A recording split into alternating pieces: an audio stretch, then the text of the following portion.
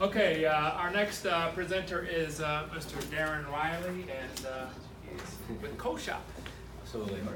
Hello, everybody, and welcome. My name is Darren Riley. I'm the founder of CoShop, where we are inventing the future retail experience. Now, before we,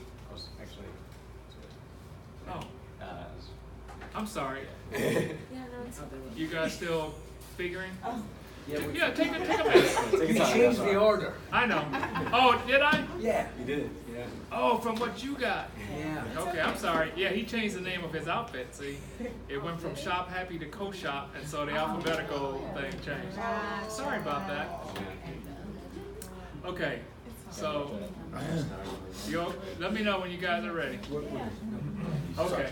So, my name is Darren Riley, founder of CoShop, where we are inventing the future retail experience.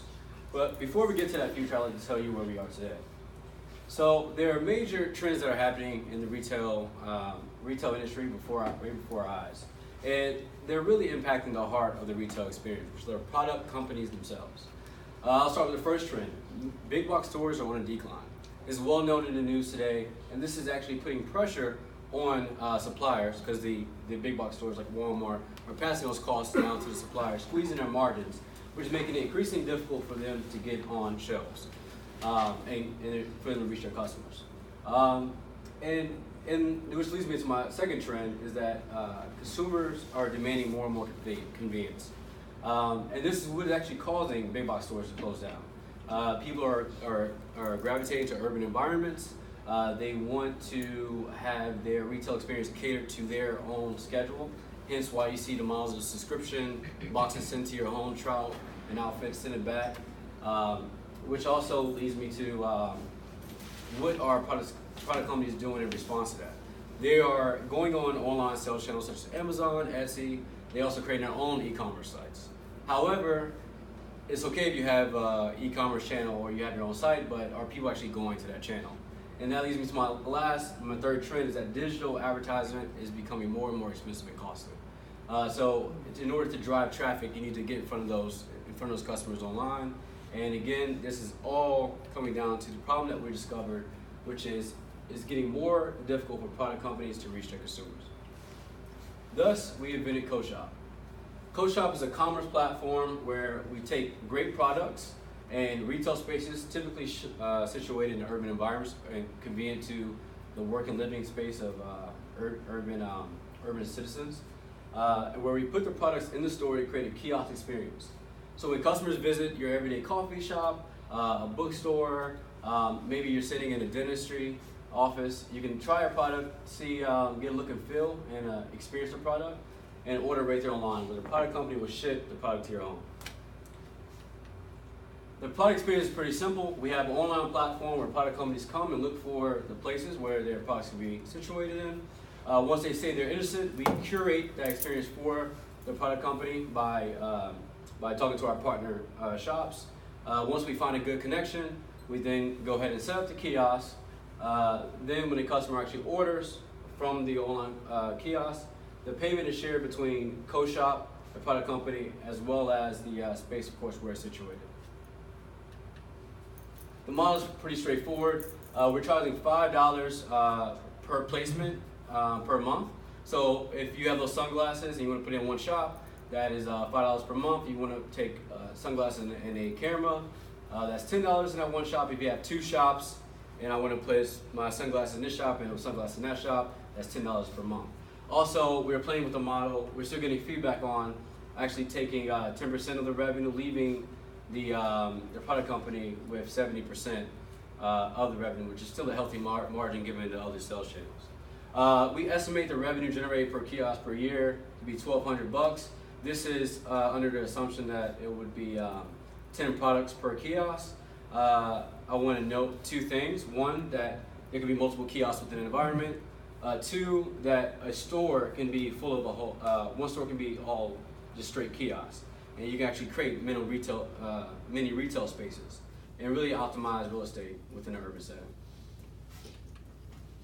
The market is pretty big in e-commerce and special retail. Industry reports. Our addressable market, however, we identify products that are sold on Amazon, which are about a little over 500 million, and we married that with our model to come up with an addressable market.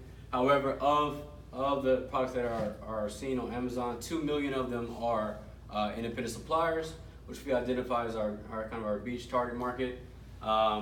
With an estimate, and assuming that they place on average 3 products per company, married with our model, we came up with an estimate about $3.5 million of potential revenue. Our competition, really what I want you to take from here is that we see our competition as sales channels. So small boutique stores, if people are familiar with the Detroit area, that'd be something like Detroit's New Black. E-commerce sites, we're all familiar with that. Big box retail, we're familiar with that. We marry those, we kind of cross those on 4 categories. We kind of have the best, we try to put ourselves in the best of both worlds. From a product experience standpoint, you have the physical product there. So you trust the product, the quality, you get a feel for it. You know, if it's a fragrance product like a hairspray, you can understand how that smells, which is, if you have a digital advertisement, it's hard to really get that experience. So that's really what the benefits are with those in-person stores. However, when you talk about low cost, it's really easy to, it's expensive to get into retail people because someone has to bear the risk of holding that inventory. E-commerce sites are pretty straightforward, some vary in the cost. Ease of entry, that means actually setting up. So for a company to get into Target or Walmart, chasing that buyer can take, you know, months and almost, you know, depending on what stage company you are. Small boutique is a little easier, but it's fragmented, going back and forth with store owners and emails. Amazon and e-commerce sites are pretty straightforward, similar to us. And the convenience, we kind of take a bit of both. By being in urban settings, we're in the proximity of your daily routine in your life. If you go into that coffee shop, like Ash Coffee every day, you might see this product over and over, and then you might have the intention to buy, probably, you know, seeing this product 10 days in a row. And also, we will have a e-commerce site on top of the site when, if you would like to go straight to the consumer-facing site, CoShop, and order directly from there. The team to bring us, who's ready to play this game, is myself and my co-founder Eric Plummer.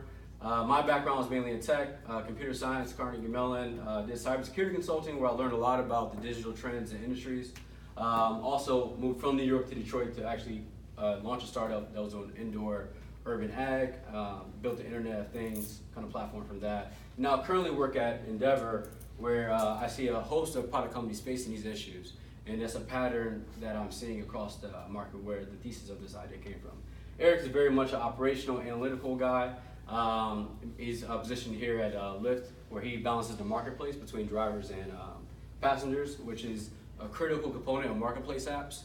Marketplace is it's a new kind of, it's becoming a vertical within its own because of platforms such as Stripe. Stripe is a payment platform that actually powers Lyft that we're using as well.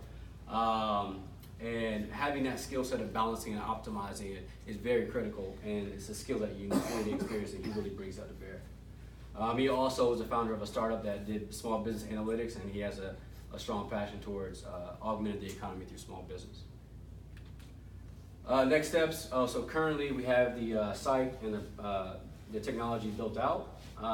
Actually today I was talking to a physical design company, Tate Design Co., to actually build the kiosk. I think the experience of the kiosk is almost more critical than the technology itself.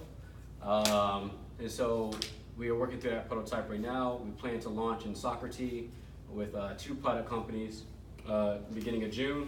We're going to really dive deep, test the consumer experience, the product company experience, and the retail experience there. And once we find and refine technology and that whole transaction, we'll then launch and iterate from there to prove out product market fit. So really early stage. I really appreciate this cohort to kind of keep me accountable, and I love your feedback. Really appreciate you guys. Thank you.